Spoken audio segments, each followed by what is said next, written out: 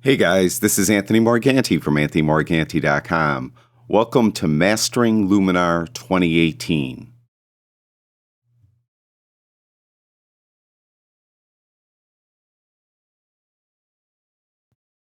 In this Chapter 2 of Mastering Luminar 2018, I'm going to demonstrate a few more of the filters that are available in the program, but I also want to demonstrate a couple of the tools. Now, to access the tools in Luminar, just go up to the top of the screen and you'll see there's a little button called Tools. Click on that and you'll see there's 4 tools. The first tool I want to talk about is the Crop tool. And there's a keyboard shortcut of C. To simply open the Crop tool, you could just hit the C key on your keyboard. And it's pretty much the familiar crop tool that you might be used to if you've worked with Lightroom or Photoshop.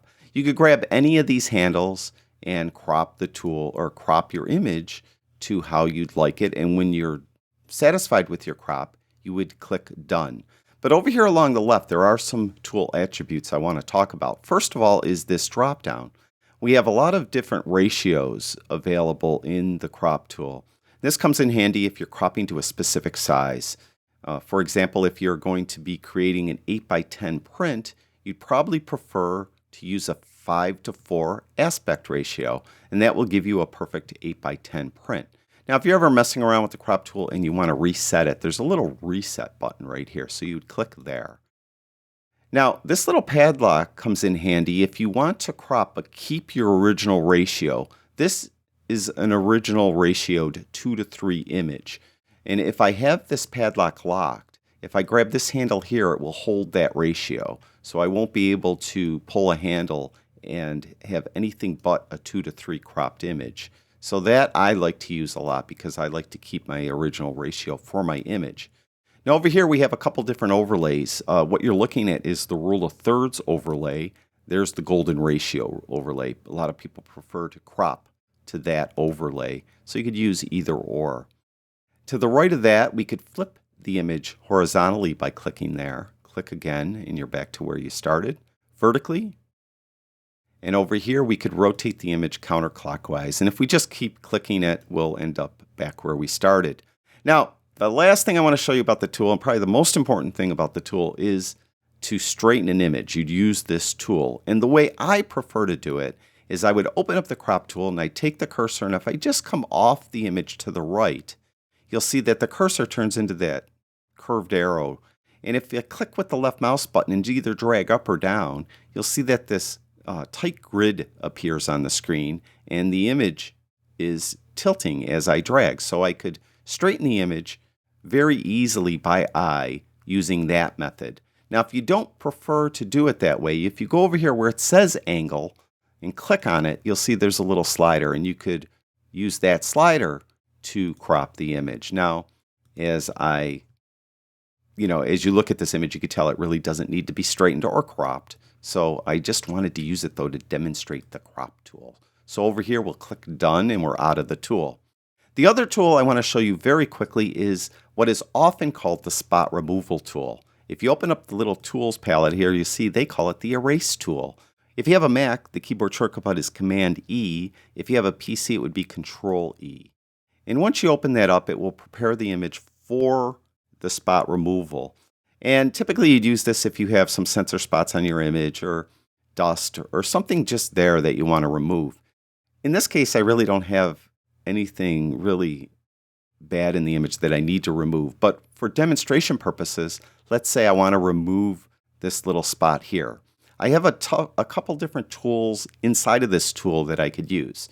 It defaults to this little brush, and that's what I'll use for this image. It also has a lasso tool, and if you click on that, you would draw around a larger object usually to change or to just remove it. Now in this case we don't need that, so I'm going to hit the escape key to get that out. Now we're going to add some spots that we want to remove. So we're clicking on Add and I want to remove this. Now I want to make the brush just a little bigger than the object I want to remove. And you'd hit the right bracket key to make the brush larger and the left bracket key makes it smaller. Also over here, there's a little drop down and a slider and you could change the brush size that way, whichever way is easiest for you. Now in this case, I am just going to make it just big enough to remove this spot. I'm going to click once and you can see it's on there.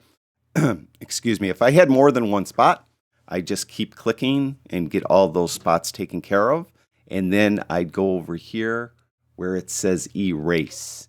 And I just click there and you can see that it will erase that and it will blend it so it looks natural. So you're not going to have a big hole in the image. You can see it looks good. When you're done with the tool, just click Done, and it will return you to the main part of Luminar 2018. Okay, let's add some filters and process this image. We're going to open up the Filters panel by again clicking this little button right here. And I want to use the Raw Develop filter. And you don't have to click one and do the adjustments and click another. You could add them all at the same time if you'd like. So I want to add saturation and vibrance. I want to add structure. I'm going to add a vignette. Maybe we'll just click a couple of these if I don't want them. Let's add denoise. If I don't want them, I could just remove them later. And let's use an Orton effect. Okay, so we have a bunch of filters over here now. I'm going to close this panel. But before I do that, just let me show you real quick. There's a little eye here. If you click that little eye and you hover over each filter, you'll get a brief description of what the filter does with an image that kind of demonstrates that filter in action. So you might like that. That'll come in handy. So I'm going to turn that off for now. And I'm going to close that panel down. So I'm going to start, of course, with the Raw Develop filter. And I like the color temp. I'm not going to mess with that. I'm going to just jump right down here to highlights. I'm going to pull my highlights down and my shadows up.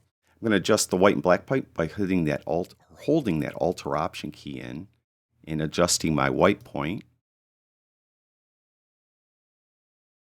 Now the sun is right here, so it's going to have a little bleed through. I can't really get it all the way gone, which is fine because that looks natural. And I'm going to adjust my black point so I have a little bit coming through. So a little bit of clipping down here. I'm going to add some contrast. And I'm going to add a little bit of clarity. I'm going to add some saturation with our other filter. I'm going to add just a touch of structure, but I'm going to bring softness up a little, I think, and boost down a little. Now, the vignette I like to add at the end, but I happen to click it, so it's right here. Now, you could drag all these filters around and put them in order. The only one that you won't be able to drag around is the Raw Develop. You can see that it has a padlock on it. You can't move that one, but you'll be able to move all the others. So I want to move the vignette at the end and do that last. I have another clarity slider here that is on top of the clarity I already used. I really don't need that, so we're going to get rid of that. Now, there really isn't much noise in this image, but I did want to show you this filter because it is often needed. It has luminosity slider and a color slider, so you could remove any of the luminosity noise, which is the more common noise in an image. And typically you would zoom in. You could zoom in over here with this plus or minus key, and you could just, go in like this with this drop down. A way I prefer to do it is with my Mac, I hold the Command key in and hit the plus key. It's really this equal sign on my keyboard. And every time I hit that, I zoom in. I hold that Command key in and hit the minus key, and I'd zoom out. I hit Command 0, and it fits it to screen. Now, if you have a PC, you just hold the Control key in and hit the plus key to zoom in, the minus key to zoom out, or hold that Control key in and hit 0 to fit to screen. And you could then zoom in and make sure you're removing the noise in the image. Now, I'm not going to get too fussy for this image in this video because it would just take too long. But what you would do is just, move the sliders to best remove the noise without really softening it so much. Now, in Orton effect, there's two different kinds. There's type 1 and type 2. Type 1 seems to affect luminosity a little more than type 2, or vice versa. Type 2 seems to affect luminosity a little more. And I just want to use it just to soften the image just a touch, kind of make it a little more dreamy like. And then we're going to go and we're going to use that post crop vignette, and we're going to use a darker vignette. Also, I didn't mention before, you could place the center of the image. So if you have your vignette is a little offset, you would click here, and then you could say, let's say I want the center there. So you could see how it made it all dark over here because it thinks the vignette center is there.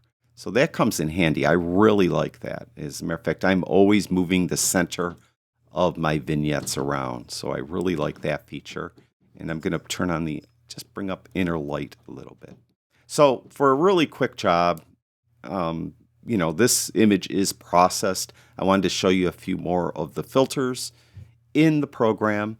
In Chapter 3, we're going to do some more with filters, but we're going to talk about filter masks. So look forward to that in the next chapter of Mastering Luminar 2018. Thank you, everyone that watches my videos. I truly do appreciate it. I'll talk to you guys soon.